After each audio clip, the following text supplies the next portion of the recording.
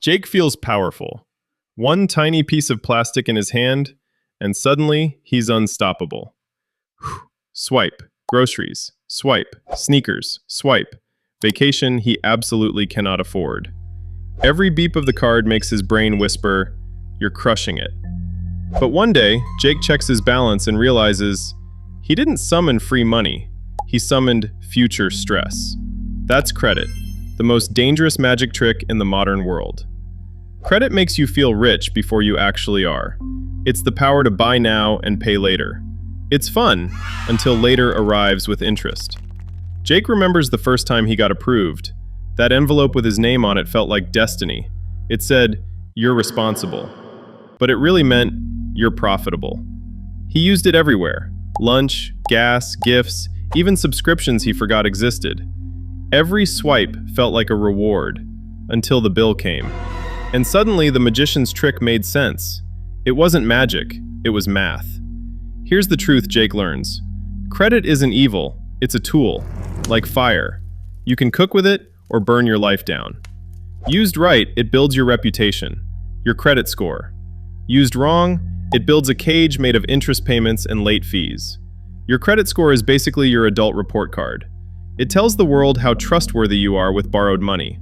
Pay on time? You look reliable. Miss a payment? You look risky. Use too much of your limit? You look desperate. Keep balances low? You look disciplined.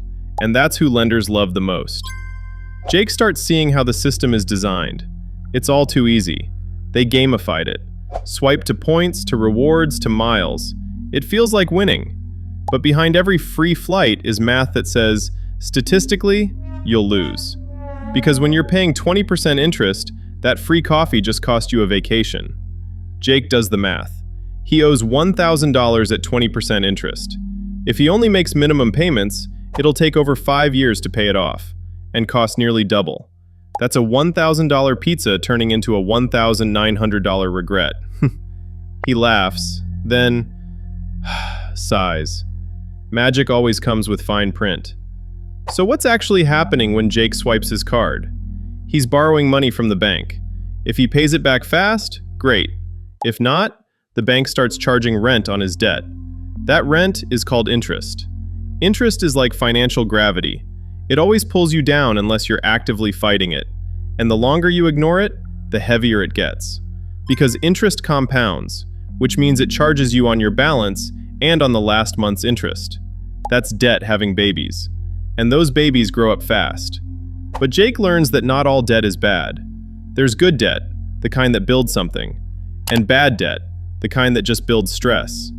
A loan for education, a mortgage, a business that makes money, those can pay you back.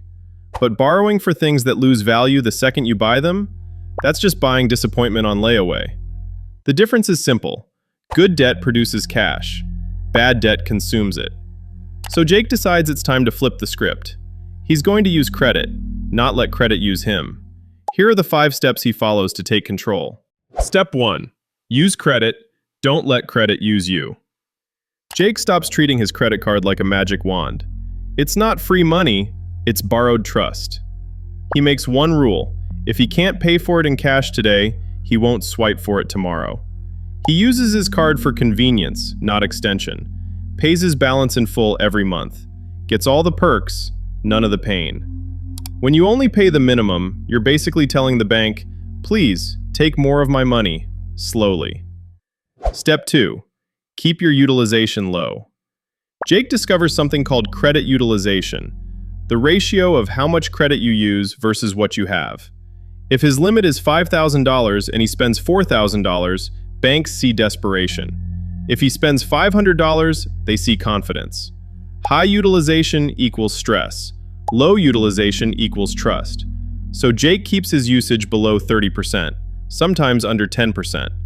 Because lenders don't just judge payments, they judge behavior. Step 3. Never carry bad interest. Jake used to think debt was like background noise. Always there, always annoying. Now he realizes every balance above 10% interest is an emergency. So he starts attacking it. Transfers what he can to 0% promo cards. Refinances where possible. And pays off the rest using the avalanche method. tackling high-interest debts first. Because every dollar spent on interest is a dollar not building freedom. Step 4. Leverage credit to build wealth, not appearances. Now Jake plays offense. Once his balances are clear, he uses credit strategically. He gets a rewards card with 2% cash back, but pays it in full every month. He uses business credit to buy gear that earns income. His card isn't a trap anymore, it's a tool. It's no longer working against him, it's working for him. Bad users treat cards like friends. Jake treats his like employees. Step 5. Guard your score like it's your reputation. Jake finally gets it. His credit score affects everything. Renting an apartment, buying a car, even some jobs. It's not about bragging rights, it's about trust. He sets autopay, checks his reports, avoids applying for too many new cards too fast. Because his score isn't a number, it's his reputation. And trust, once lost, takes years to rebuild. Jake sits at his desk surrounded by bills, the ghosts of past swipes. He sighs, then pays his balance in full.